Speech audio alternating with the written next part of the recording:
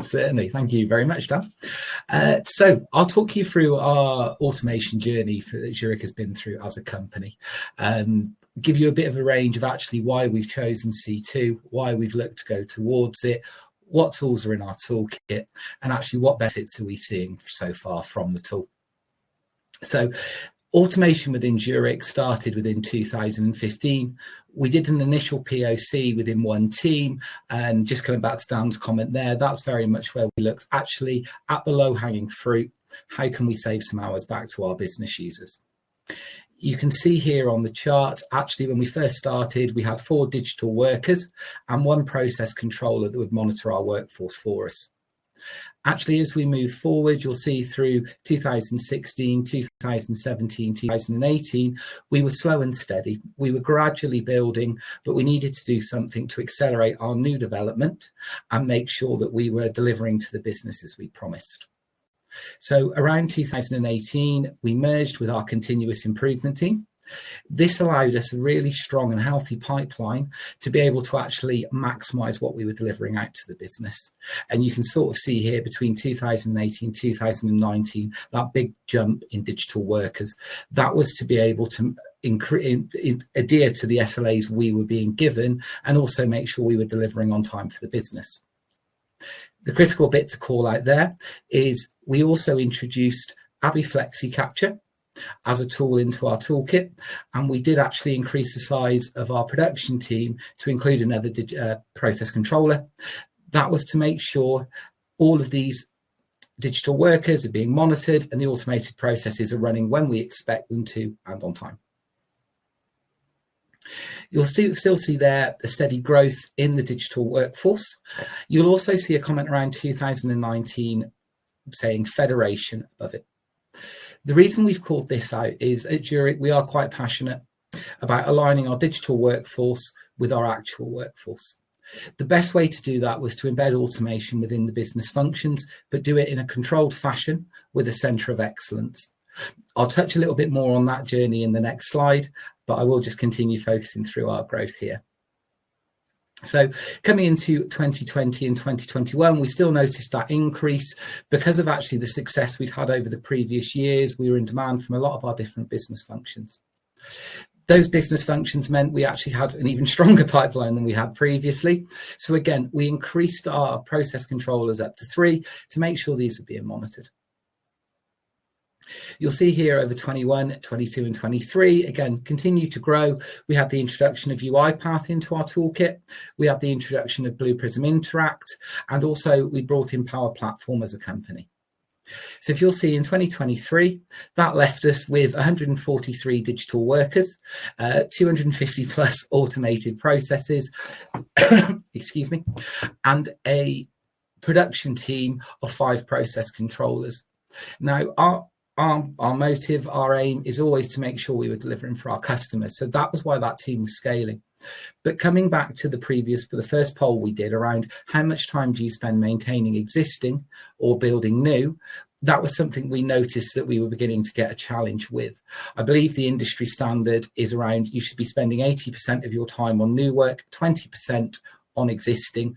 And we wanted to address that trend, bring it back in line. Hence us looking into C2 as a technology.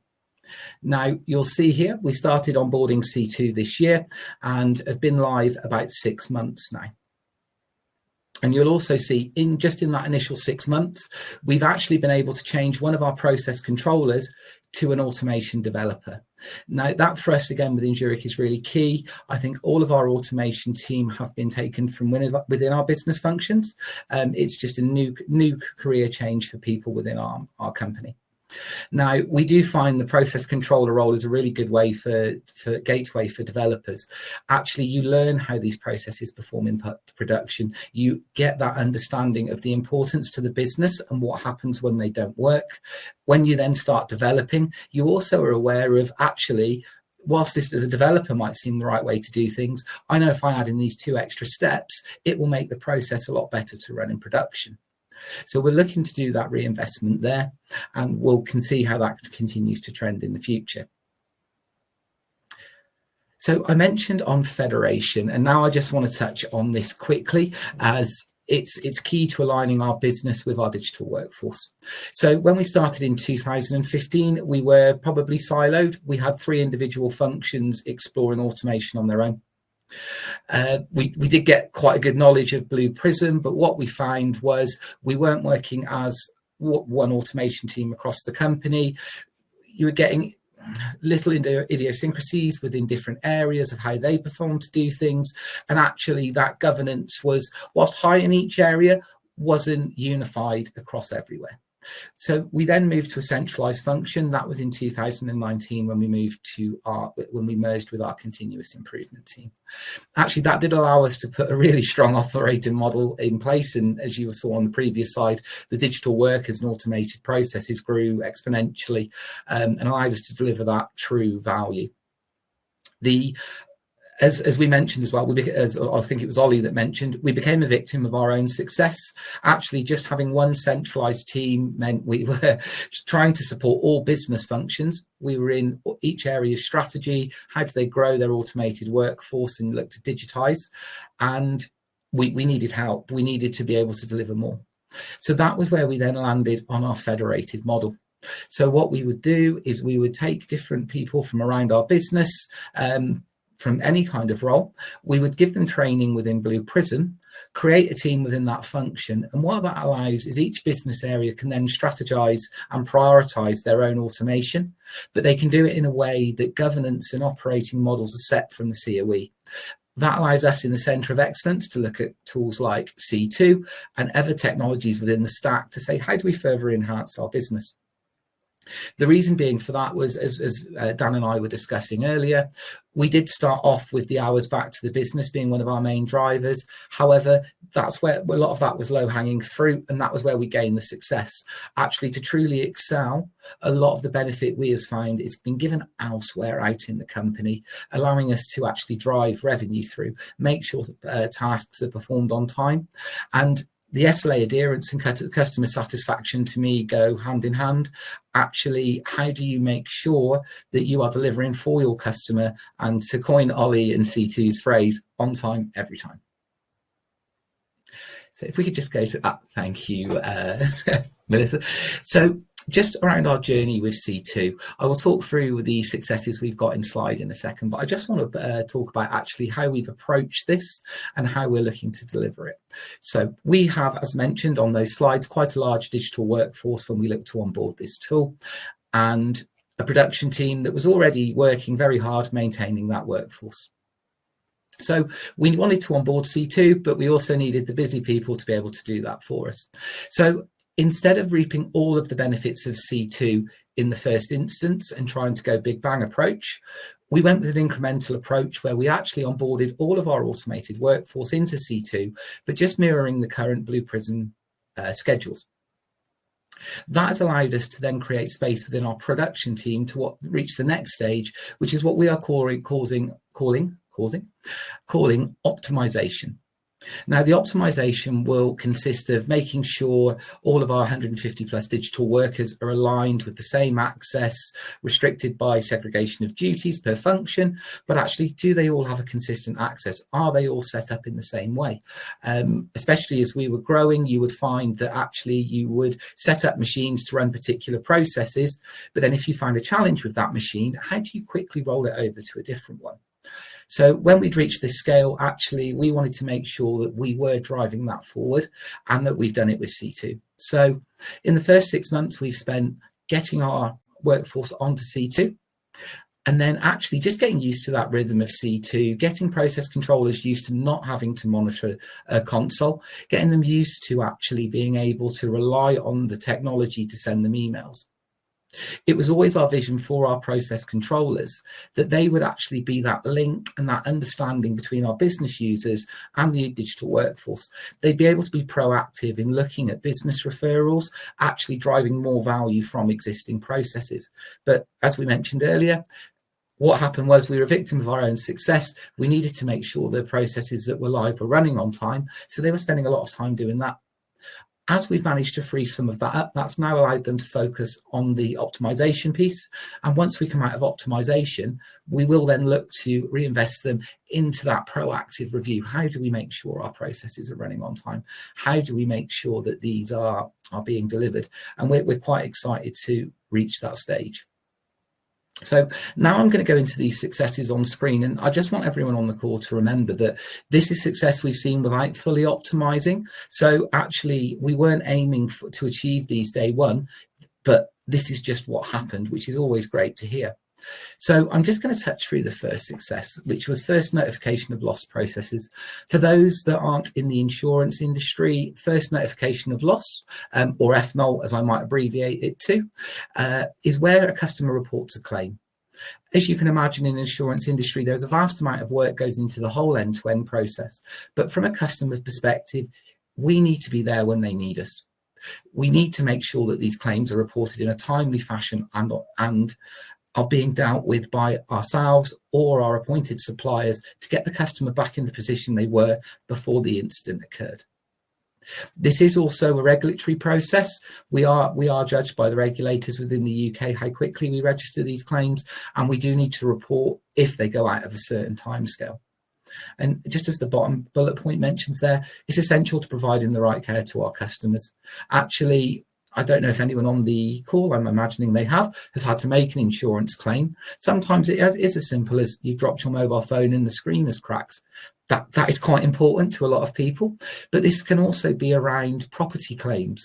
Perhaps there has been a storm in the area and your roof is now leaking. You've had a flood within the house. They can be very critical situations, and that's why timely registration is extremely important to us as a business. What C2 has allowed us to do with this is make sure that these processes are being run. We then get the maximum amount of resource on them when required.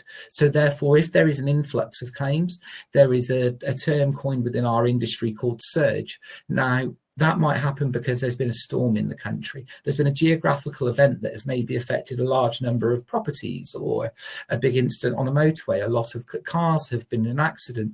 Actually, you need to be able to cope with that surge. It's not the customer's challenge that there's lots of people making a claim at once. That is our challenge as an insurance company. And how do we make sure we give the same service in that scenario as opposed to when we're just getting the average number come through? Therefore, first notification of loss was one of the best ones we've seen. We now see that people are able to make sure these claims are being registered as soon as a case hits the queue. C2 is prioritising that process over maybe some of our reporting processes or weekly running processes. We can make sure these claims are registered in a timely fashion. That allows our claims department to make sure they're appointing the right people and have the relevant information to move things forward. The next one I will now go into is the new business quotes. So new business, as I mentioned, one of the points we've looked to deliver on our benefit to the business is revenue generation. Now, the one thing I will call out here, and apologies if anyone's heard this joke before, but the 15-minute SLA for our underwriters is not set by us as a company. We would never ask someone to have a 15-minute SLA. That is a market standard. What it is seen as is if you don't reply to a quote within 15 minutes, someone else will. So it's a time critical process to make sure we are bringing that business in and that we are increasing that revenue. What C2 allows us to do, we used to have dedicated machines that would just poll this process all day, every day. And also it would be quite critical for our process controllers monitoring that they noticed if it terminated, if something had gone off piste. Well, actually, we need to make sure that that was restarted as soon as possible. Now, I'm sure everyone on the call can appreciate the challenge where actually you have a job to do. This is not your sole process you're looking after. As mentioned, we had 250 plus. So we needed the ability to monitor that and turn it round. Our process controllers used to do a fantastic job of making sure that ran. And actually, from a business perspective, it was never noticed, but it created a lot of stress and strain internally. Therefore, with C2's ability to restart a process that's terminated, we've been able to alleviate that pressure. It's meant that this process is now performing exactly as we'd like without any human intervention. The final piece I'll talk on to is customer payments. Now, the bullets here, as we say, timely payout of claims, treating the customer fairly with strong governance. The way I always reference this is when you make an insurance claim, it is to put you back in the position you were in prior to the claim. Now, 9 times out of 10, the way to do that is to have appointed a supplier to do the work and make sure they are paid, or give you the financial value to be able to put yourself back in that position. Whilst we investigate all claims fully, the main bit the customer is looking for is that end result.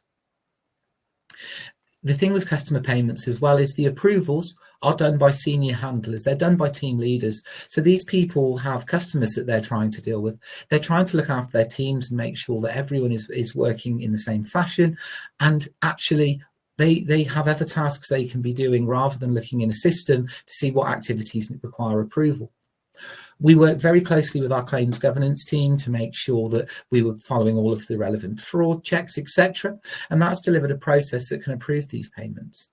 We used to, again, as with the previous new business quote, we did used to run this process for probably 4 or 5 bots or digital workers, on a daily basis.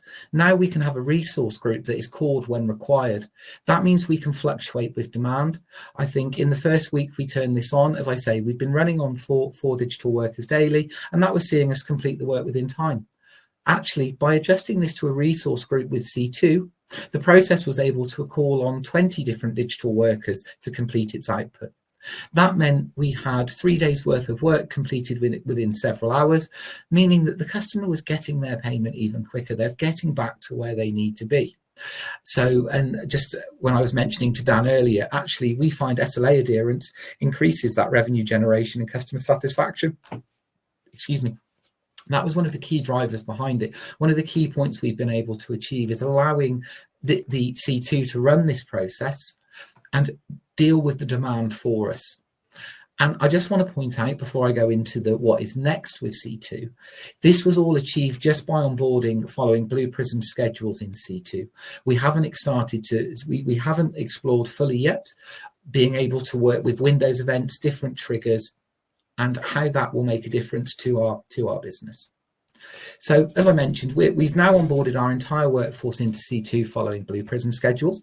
We're now moving into an optimization phase. We will be dealing with that in 2 strands, and it's almost having 2 different approaches. We have one internally, which is our production team, making sure that all of our different digital workers align, that access is consistent, and we give these resource groups the best chance of achieving. The more digital workers we can put into a resource group, the better we can deal with prioritization and SLA. Now, the SLA bit is also the key bit I'll now touch on, which is the second strand of optimization. As Ollie mentioned earlier, when RPA first started, it was very much done on a schedule basis. My process needs to run at 9 o'clock, and then you would base it on the average volumes to see when that would complete. That's where our process controllers would need to monitor and make sure if there was an influx of work, they would stop it, etc., etc. So we'll be working with all of our business functions to actually gain that true SLA of a process. And one of the biggest probably learning curves we've had is that mindset change from my process needs to start at 9 a.m. to my process needs to finish by this time. And actually, if you were looking in a typical business scenario, that is how you would work to. When does the work need to be completed rather than when does the work need to start and it takes as long as it takes. This allows us to move ourselves in line with our human operations and makes our digital workforce part of our day-to-day workforce. We're all working to the same goal in the same fashion. Now, it did take, as I say, a bit of a learning curve because you were used to a process starting at X time. You want to check that process. So actually, there was a little bit where we had to say to our process controllers, wait, see if C2 kicks in and runs it and the work is completed on time. And I'm pleased to say that we've had around, I believe, 98% approximately SLA adherence since introducing C2. The 2% would not be to, whereas C2 has not started it, that would be to terminations or work just arriving late to the process, and we were really squeezing that SLA. Now, if we didn't have C2 and that flexibility with some of the resource groups, we wouldn't be that high. So that was fantastic to see.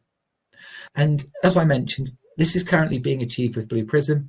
We also use Abby Flexi Capture quite within our business. And actually, how can we incorporate this? How can we start reporting on all of the tools within our toolkit, as opposed to dealing with them by technology stack?